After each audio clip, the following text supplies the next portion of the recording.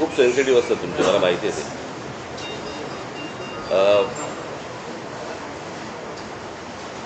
गेले काही दिवस जे विद्यार्थ्यांचं आंदोलन जे देशात सुरू आहे,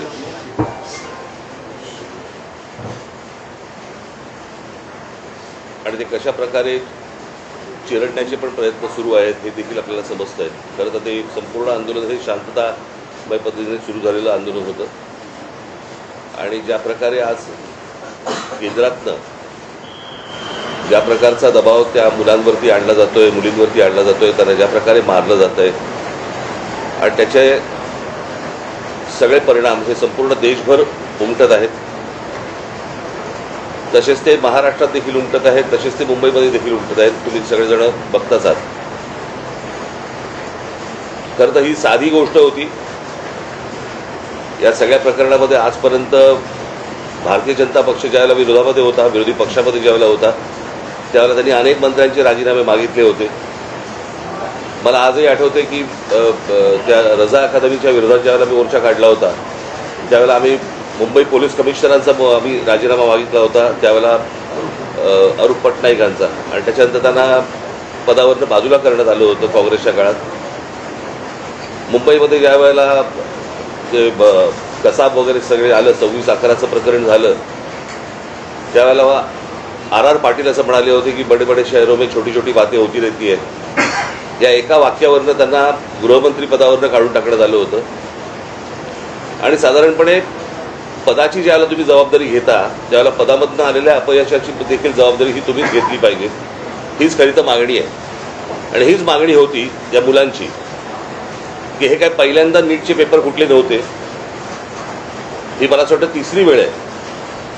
नीट परीक्षा ज्या वेळेला आणल्या, त्याच वेळेला आम्ही विरोध केला होता त्या गोष्टीला की असल्या केंद्रीय पद्धतीने तुम्ही या परीक्षा घेऊ नका. पण ते सत्ताच एवढी होती की त्यावेळेला कोणाला ऐकायची त्यांची तयारी नव्हती. आजही नाही आहे. आणि आज प्रश्न असा आहे की आज राजीनामा धर्मेंद्र प्रधानांचा मागायला सुरुवात झाली होती, परंतु आता प्रश्न असा आहे की ज्या प्रकारे मुलांना मारलं गेलंय, आता हा प्रश्न प्रधानांपुरता मर्यादित न राहता पंतप्रधानापुरता पुढे गेलेला आहे. आणि त्याच्यामुळे गृह खातं आणि आज पंतप्रधानांनी आज काहीतरी ट्विट केले, पण त्या ट्विटला काही अर्थच नाही आहे. खरं तर ह्या लोकांना बोलवून जर समजा त्यांच्याशी चर्चा केली असती आणि तो विषय जर नीट समजून घेतला असता तर एवढं प्रकरण पण झालं नसतं. पण मला काही समजतच नाही आहे की या सगळ्या गोष्टींचा एक सरकारी सत्तेचा जो उद्दामपणा जो आहे हा कशासाठी आहे. म्हणजे हीच गोष्ट आपण, मला असं वाटतं की त्या शिखांचं ज्यावेळेला शेतकऱ्यांचं आंदोलन झालं त्यावेळेला देखील कोणाला ते भेटायला तयार नव्हते. ते पण तसंच त्यांनी मोडायचा प्रयत्न केला. मणिपूरच्या वेळेला पण देखील तेच प्रकरण झालं. आता अनेक आंदोलनं ज्यावेळेला होत आहेत, आज ग्रामीण महाराष्ट्रामध्ये अनेक आदिवासींची आंदोलनं होत आहेत, तिकडे लक्ष द्यायला वेळ नाहीये. म्हणजे कसला हा, ही कुठली सत्ता आणि हा कुठला सत्तेचा बाज. ती मुलं असं काय मागत होती बरं? नीटची परीक्षा द्यायला किती कष्ट असतात, किती त्रास त्यांना असतो, हे त्या मुलांना विचारा एकदा. माझा एक जुना व्हिडिओ तुम्हाला आठवत असाल, तर मी कुठेतरी तो व्हायरल होताना दिसतोय की ज्यावेळेला मी पंतप्रधानांशी मी बोललो होतो नीटच्या परीक्षेबद्दलच, आणि मी त्यांना त्यावेळेला सांगितलं होतं आज शेतकरी आत्महत्या करतायत, उद्या विद्यार्थी आत्महत्या करतील, आणि तेच झालं. आज ही मुलं आत्महत्या करतायत. आणि त्यांचा सगळा जो राग आहे, आज त्या विद्यार्थ्यांबरोबर इतरही लोक आज या आंदोलनामध्ये आज आलेले आहेत. आणि मला असं वाटतं की हा एकूणच सिस्टीमच्या विरोधातला राग आहे. ज्या प्रकारे आज देशामध्ये गोष्टी सुरू आहेत त्याच्याबद्दलचा राग आहे, आणि तो राग सगळेजण व्यक्त करतायत. आज प्रत्येक घरामध्ये ज्यांची मुलं नीट परीक्षेला बसलेली नाही आहेत त्या आयांना आणि वडिलांना देखील त्यांना पण त्रास होतोय हे सगळं बघून. आणि आज जी मुलं आज इकडे मोठ्या ज्या अपेक्षेने आज आली, मला असं वाटतं त्याचं पुढे काय करायचं, त्याला कशी वाट करून द्यायची याचाच आम्ही विचार करत होतो. मला असं वाटतं उद्धव आपल्याशी बोलतील. नाही सांग कार्यक्रम जाहीर करून, आणि त्याच्यामुळे आम्ही 26 तारखेला आम्ही एक शक्ती प्रदर्शन मोर्चा म्हणा, शक्ती प्रदर्शन म्हणा किंवा काही म्हणा, या मुलांना घेऊन करायचं आम्ही ठरवलेलं आहे. की मुंबईसारख्या एका महत्त्वाच्या सर्वात महत्त्वाच्या देशातल्या शहरामध्ये देखील ही सगळी मुलं आणि सगळेजण पालक हे एकत्र येत आहेत आणि आपला राग रोष व्यक्त करतायत हे मला असं वाटतं केंद्राला देखील कळणं गरजेचं आहे. आणि त्याच्यासाठी म्हणून आम्ही येत्या 26 तारखेला रविवारी येत्या 26 तारखेला आम्ही हा मोर्चा आम्ही काढत आहोत. हा मोर्चा निघेल शिवाजी पार्क शिवतीर्थावरून हा निघेल आणि हा मोर्चा जाईल सिद्धिविनायकाच्या इकडे.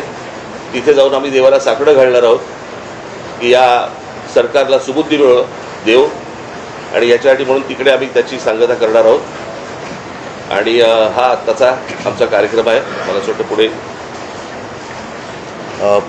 मी कालच दिल्लीला जाऊन आलो. माझ्या आधी अमित पण जाऊन आला. आपल्या माध्यमातून ही दृश्य संपूर्ण जग पाहत आहे. एक गोष्ट नक्की की हा विषय केवळ नीटच्या परीक्षेपुरता मर्यादित नाही आहे. कारण ज्या वेळेला मी गेलो माझ्यासोबत संजय राऊत होते, अनिल देसाई, अरविंद सावंत ही सुद्धा मंडळी होती, खासदार होते. आणि त्या गर्दीमध्ये एक व्यक्ती राजा तिकडे संजयला असं भेटला की त्यांनी विचारलं की आप कहाँ से आए हो. संजयने विचारलं. तर मैं बिहार से आए हूँ लेकिन मैं हूँ तो मध्य प्रदेश का. तर तो काही विद्यार्थी वाटत नव्हता पण मध्यमवयीन तरुण होता. तर त्याला विचारलं आप क्यों आए हैं. तर त्यांनी सांगितलं की माझा व्यवसाय नीट चाललेला होता, माझी रोटी व्यवस्थित चालू होती, पण नोटबंदीच्या वेळेला माझी पूर्ण उद्योगधंदा रोजीरोटी उद्ध्वस्त झाली आणि तो राग व्यक्त करायला मी आलेलो आहे. म्हणजे हे एक निमित्त झाले असं म्हणा पाहिजे तर, परंतु हा गेल्या काही वर्षातला राग हा आता उफाळून वरती आलेला आहे. दुर्दैवाने आज मी वृत्तपत्रात वाचलं आणि कालच आपल्या माध्यमातून मी बघितलं की न्यायमूर्तींना किंवा न्यायालयाला या प्रकरणाकडे लक्ष द्यायला वेळ नाही असं ते म्हणाले. आता विषय असा झालेला आहे की दिल्लीमध्ये मला सुद्धा तिथल्या काही मुली भेटल्या आणि त्या संतप्त होत्या. त्या सांगत होत्या की आमचे कपडे फाडले गेले, वाटेल तसं मारलं गेलं, काही ठिकाणी तर लाठ्या काठ्यांना खिळे लावून गजलेले खिळे लावून मारलं गेलं, डोकी फोडली गेली. आणि काल एक व्यक्ती जी महिला म्हणजे मुलगी जी अत्यवस्थ होती, मला कल्पना नाही आता तिचं येता वाचलं की आता आहे की नाही मला माहिती नाही आहे.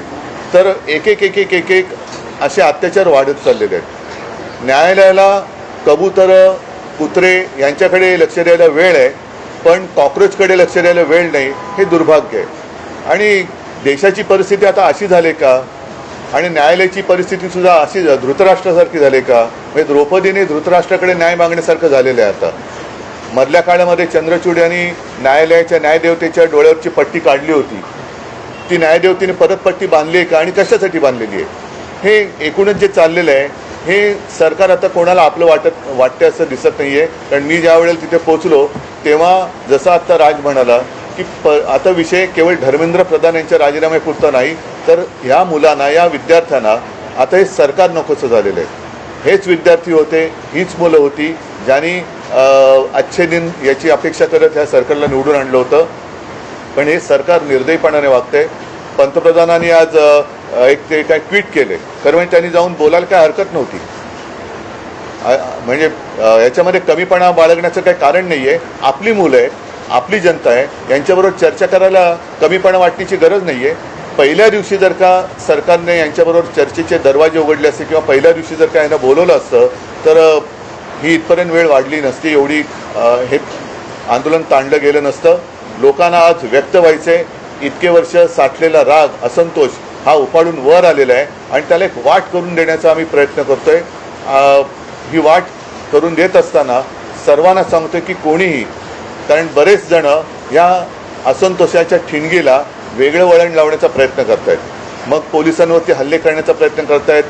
काही गुंड म्हणजे सिव्हिल ड्रेसमधले लोक ह्यांच्यात पोलिसांच्या लाठ्या यांच्या हातात कशा आलेल्या आहेत. मग त्यांच्या तिकडे नावाची पट्टी पण नाही आहे, काही कपडे त्यांचे पोलिसांचे नाही आहेत. म्हणजे हे गुंड आता माझं मग असं म्हणणं आहे की हे आंदोलन मोडायला पाकिस्तानमधून गुंड भाजपने आणलेत का. कारण यांची काय ओळख पाळख काही नाही आहे. त्यांना ओळख विचारलं तर सरळ ते काही त्यांच्या निर्विकार चेहऱ्याने ते आपले बघतात लोकांकडे. काही त्यांना पडलेलं नाही आहे. ना मुलांच्या व्यथेची त्यांना जाणीव आहे ना त्यांच्या वेदनेची त्यांना जाणीव आहे. बेसुमार लाठीमार करतायत. आणि अशी ही सगळी गुंडागर्दी ही सरकार चालवत असताना कोणी गप्प बसू नये, आपण व्यक्त व्हायला पाहिजे आणि त्या व्यक्त होण्यासाठी ती वाट करून देण्यासाठी येत्या रविवारी आम्ही मी मोर्चा म्हणण्यापेक्षा एक देशाची ताकद काय असते ही ताकद दाखवून देण्यासाठी ह्या मोर्चाचं आयोजन केलेलं आहे. जसं राजने सांगितलं की शिवाजी पार्क ते सिद्धिविनायकला राज आपण जाऊन दोन गोष्टी करू, एक तर या सरकारला सुबूत दे, नाहीतर सिद्धिविनायकाला साकडवलं की या देशावरती आलेलं हे अरिष्ट सरकारच्या रूपाने हे लवकरात लवकर दूर कर. सरन्यायाधीश म्हणाले की सीसीटीव्ही फुटेज पाहण्यासाठी मग अशात तोच विषय राहिला की सरन्यायाधीश जे बोलले की सीसीटीव्ही फुटेज पाहण्यासाठी आमच्याकडे वेळ नाहीये.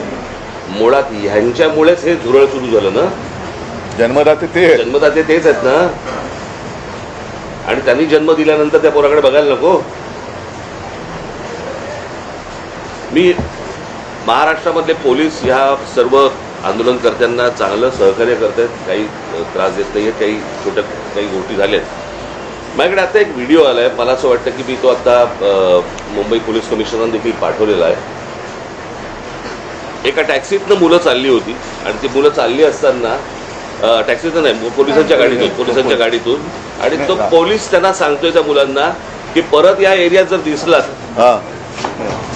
तर खिशामध्ये तुमच्या काय 5 ग्रॅमची पावडर टाकीन, 50 ग्रॅमची पावडर टाकीन, बरं का.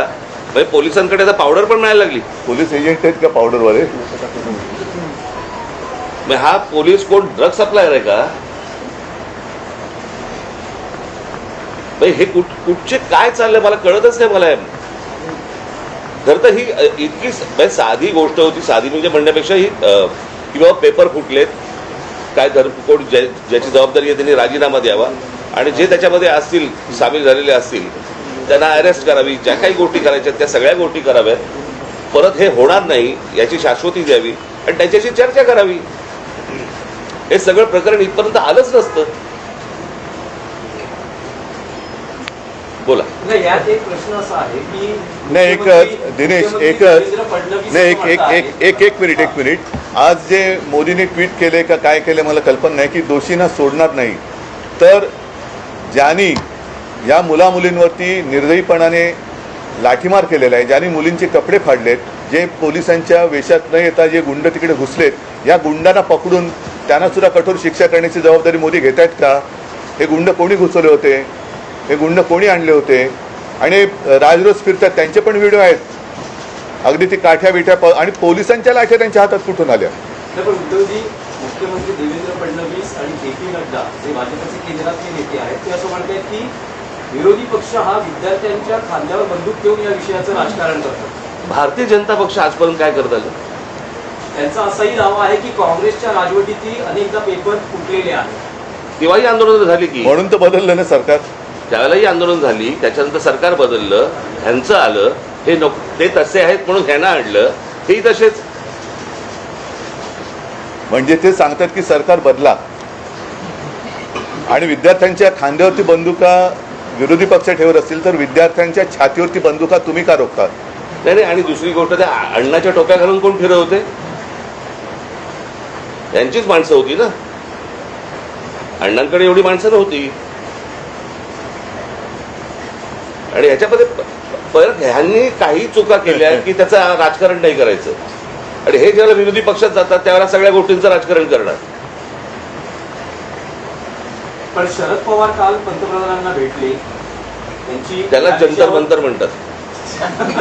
तेच आहे की त्यांनी तुम्हाला काही कल्पना दिली आहे का? कारण नाही, मला असं वाटतं विषयाला आता फाटे फोडण्याची आवश्यकता नाहीये. आम्ही सगळेजण आम्ही ऐका मला बोलू तर द्या. मला बोलू तर द्या. माझं म्हणणं काय आहे की जसं आज मी आणि राजा एकत्र आलेलोच आहोत, त्याच्या आधी सुद्धा मी सगळ्यांना आवाहन केलेलं आहे की ज्यांना देशाच्या भविष्याविषयी चिंता आहे. म्हणजे मी तिकडे गेल्यानंतर सगळे भाषिक तिकडे होते, सर्व धर्मीय तिकडे होते, हिंदू होते, मुसलमान होते, सगळे होते. आता ज्यांना देशाचं, कारण हा देश जर का आपला आहे तर देशाच्या भविष्याची ज्यांना चिंता आहे त्यांनी पंतप्रधानांना भेटून त्यांची एक चिंता व्यक्त केली असेल तर मला माहिती नाही, तर त्यांनी मुलांना भेटायचं, ते परवा तिकडे गेले होते. पंतप्रधानांनी आता मुलांना भेटण्याची गरज आहे. आणि नुसतंच असं जर का ढकलम गाडी चालणार असेल तर काय उपयोग नाही आहे. नाही आता आपण जे म्हणालात, आम्ही रविवारी मोर्चा जाहीर केलेला आहे, तर रविवारी जर का पवार साहेब येत असतील, अगदी नरेंद्र मोदी येत असतील, देवेंद्र फडणवीस येत असतील, येऊ द्यात. म्हणजे विरोधी कशाला? एक फक्त विषय आहे की तुम्ही मोर्चाचं रूट सांगितलं, पण वेळ काय आहे, किती वाजता? सकाळी 10ची जमायची वेळ आहे, साधारणपणे 11:30 पर्यंत, 11, 11:30 पर्यंत निघू. आंदोलन जाहीर झालेलं आहे. जंतर मंतरवर पोलीस आपल्याला पाहायला मिळतात आणि मुंबईत देखील अनेक विद्यार्थ्यांना पोलिसांनी गाडीतून नेऊन पोलीस स्टेशनला वगैरे नेले. आपण स्वतः काल विद्यार्थ्यांनी आंदोलन जाहीर झाल्यानंतर आपल्या अनेक कार्यकर्त्यांना, नेत्यांना नोटीस जाऊ शकतात, विद्यार्थ्यांची धरपकड होऊ शकते. सवय आम्हाला, यासाठी सवय आम्हाला आमच्या. नाही, इकडे आता कळेल आता. म्हणून म्हटलं ना की विद्यार्थ्यांच्या बाजूने कोण आहे आणि विरोधात कोण आहे. आणि प्रश्न असा आहे ना की प्रश्न सोडवायचा आहे का चिघळवायचा आहे, हे मला असं वाटतं सरकारने बघावं. सर, आज वंचितनी महाराष्ट्र आणि देशबंदची हाक दिली आहे. 26 तारखेला तुम्ही आता मोर्चा काढणार आहात. प्रत्येक राजकीय पक्ष वेगवेगळ्या गोष्टी करण्यापेक्षा पहिली गोष्ट म्हणजे आता ते जाहीर करणारे आम्हाला माहीत नव्हतं. त्यांनी स्वतंत्रपणे जाहीर केलं ती गोष्ट, बरोबर आहे. आम्ही देखील जे काही, ज्याला मोर्चा म्हणा किंवा काही म्हणा, या सगळ्या गोष्टी करताना तिथे आमचे राजकीय पक्षाचे झेंडे नसणार. कळलं का? तिथे जर कुठचे झेंडे असतील तर ते फक्त तिरंगे असतील, देशाचा झेंडा असेल. बाकी कुठचेही राजकीय पक्षाचे झेंडे त्या सगळ्या अख्यामध्ये कुठेही नसणार. आणि आत्ता उद्धव सांगतात त्याप्रमाणे काँग्रेसशी देखील बोलणं चालू आहे, ते देखील सहभागी. काल माझं बोलणं झालं, राहुलजींचं पण झालं, मग सपकाळांचा फोन आला होता आणि त्यांनी पण सांगितलं की आपण एकत्रितपणाने या गोष्टी करू. आता हे आम्ही परवाच्या मोर्चाची घोषणा तर केलेली आहे. आता त्यांना सुद्धा आम्ही सांगतोय, सगळ्यांनीच, अगदी पवार साहेबांना असेल आणि भारतीय जनता पक्षातल्यांना सुद्धा, जे विद्यार्थ्यांचे खरे पालक आहेत, ज्यांना विद्यार्थ्यांबद्दल, तरुणांबद्दल चिंता आहे, आणि असे अनेक भाजपचे लोक आहेत की त्यांना आता असं वाटते की आपण भाजपचे समर्थक राहून गुन्हा केला, ते सगळेजण या मोर्चात सहभागी होऊ शकतात. आणि मला असं वाटतं एकच मिनिटं, आणि मला असं वाटतं विद्यार्थ्यांबरोबर आवाहन करीन की पालकांनी देखील याच्यामध्ये सामील व्हावं. फोन केलं, फोनवर बोलू. नाही, एक तर काय झालं, मी तिकडे रात्री पोचलो, त्यावेळेला त्यांचं आंदोलन नुकतंच संपलं होतं आणि त्यांना मला वाटतं ते कुठलं छत्रसाल स्टेडियम तिकडे नेलं होतं. मला जंतर मंतरवरती जायचं होतं, कारण अभिजित आणि सगळेजण तिकडे वाट बघत होते. मी तिकडे गेल्यानंतर मग माझी काही भेट झाली नाही, पण काल सकाळी माझं फोनवरती बोलणं होतं. भविष्यामध्ये आपण जंतर मंतरवर विद्यार्थ्यांशी थेट संवाद जाण्यासाठी जाणार आहोत. अरे मी आत्ताच गेलो असतो, माझी तब्येत बरी नव्हती. नाही, दुसरा मुद्दा काय माहिती आहे ना, जंतर मंतरवरती एक केंद्रबिंदू झालेला आहे, पण हे आता पूर्ण देशाची भावना आहे. म्हणून मी जे म्हटलं ना की एक राष्ट्र एक भावना, जो जिथे जिथे आहे तिथे त्यांनी या गोष्टीचा विरोध व्यक्त केला पाहिजे. सगळेजण काही जंतर मंतरवरती पोहोचू शकतात, जाऊ शकतात, आणि जाण्याची गरज आहे असं मला वाटत नाही. आज ग्रामीण भागात सुद्धा आंदोलनं होत आहेत. राज्यातल्या आणि देशातल्या अनेक शहरांमध्ये ही आंदोलनं होत आहेत. विद्यार्थी झुंडीच्या झुंडीने बाहेर पडत आहेत. आणि कालच एक मी व्हिज्युअल बघितलं की एक तरुणी त्या पोलिसांच्या गाडीसमोर एकटी उभी राहिली होती, इथेच बाजूला. ही तरुणांची ताकद आहे. ज्या ताकदीला झुरळ समजलं जातं, त्या झुरळांच्या ताकदीला आता हे घाबरलेले आहेत.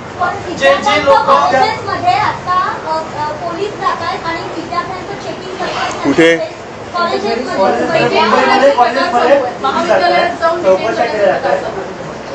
काय कसले चेकिंग करतात?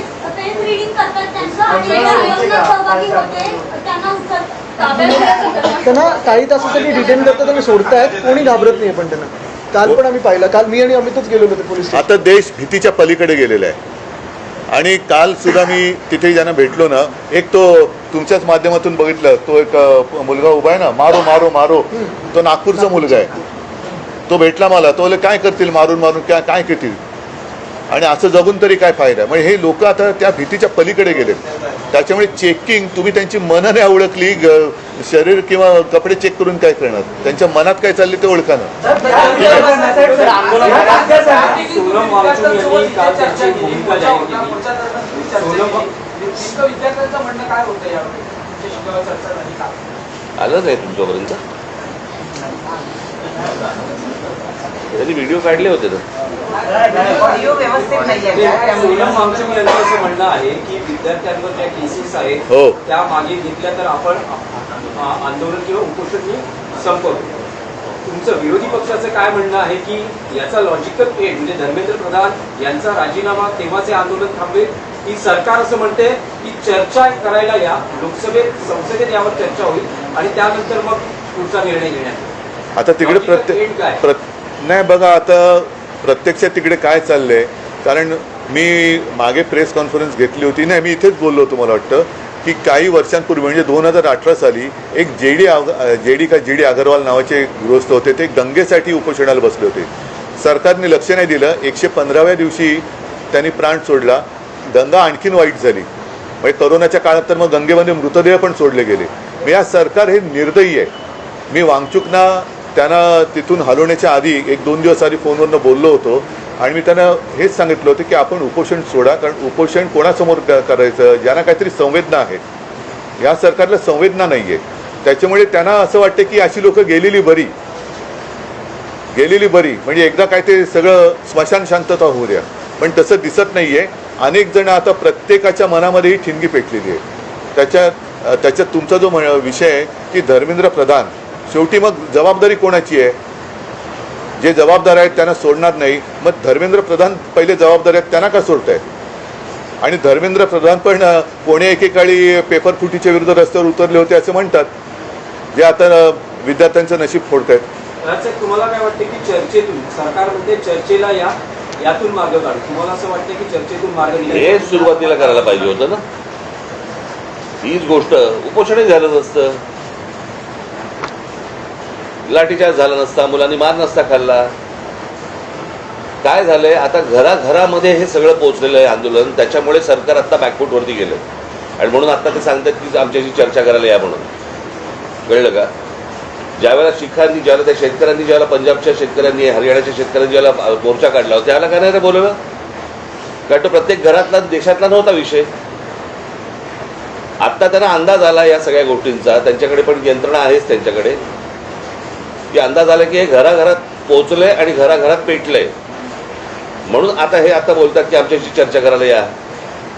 मणिपूरच्या प्रकरणात, त्या शिखांच्या प्रकरणामध्ये काही ट्विट केलं तर आढळलं का पंतप्रधानांनी?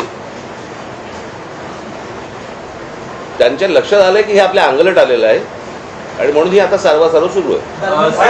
आणि एकच आता नाही एक मिनिट, तुम्ही जे आता सांगितलं ना, तुम्ही जे आता सांगितलं की आता घरोघरी जाऊन चेकिंग, कॉलेजमध्ये जाऊन चेकिंग, तर मी सरकारला आणि पोलिसांना एक नम्र विनंती करेन की तुम्ही आणखीन आग भडकवू नका. ही मुलं शांत आहेत, त्यांच्याशी नीट चर्चा करा. ही शांतता भंग करण्याचं काम पोलिसांनी आणि सरकारने करू नये.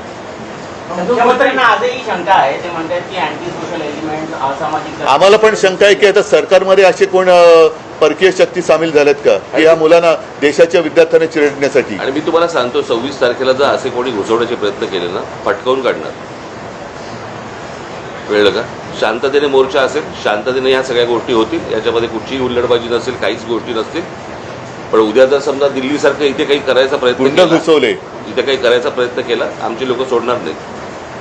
सर, हे सगळे उद्याचे मतदार आहेत, हे सगळे ह्या सगळा आक्रोश जो आहे, तुम्हाला वाटतं का ते मतपेटीतून दिसेल? कारण आधी आपण ते हा विषय मतपेटीचा नाही आहे. पहिली गोष्ट तुम्ही लक्षात घ्या, आत्ता हा विषय मतपेटीचा नाही आहे, हा विषय कुठच्या निवडणुकांचा नाही आहे, हा विषय आहे त्यांच्या न्यायाचा.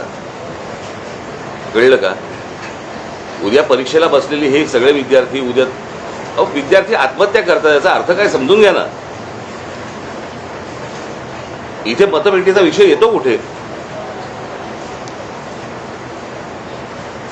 पण ज्या प्रकारचं देशामध्ये सत्ता राबवली जाते त्याच्या विरुद्धचा राग हा मला असं वाटतं प्रत्येक राज्यांमधून बाहेर येतोय. ही सर्वात महत्वाची गोष्ट आहे. पण असं पीएमच्या निवासस्थानी आंदोलन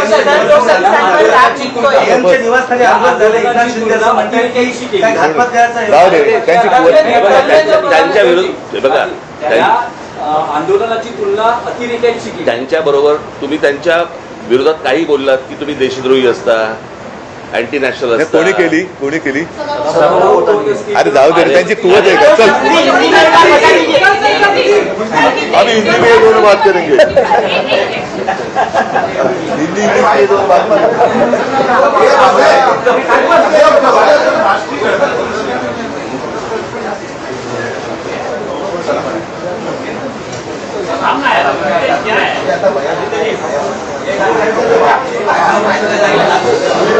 कोकण संवादच्या ताज्या घडामोडींसाठी चॅनलला सबस्क्राईब करा आणि बेल आयकॉनला क्लिक करा.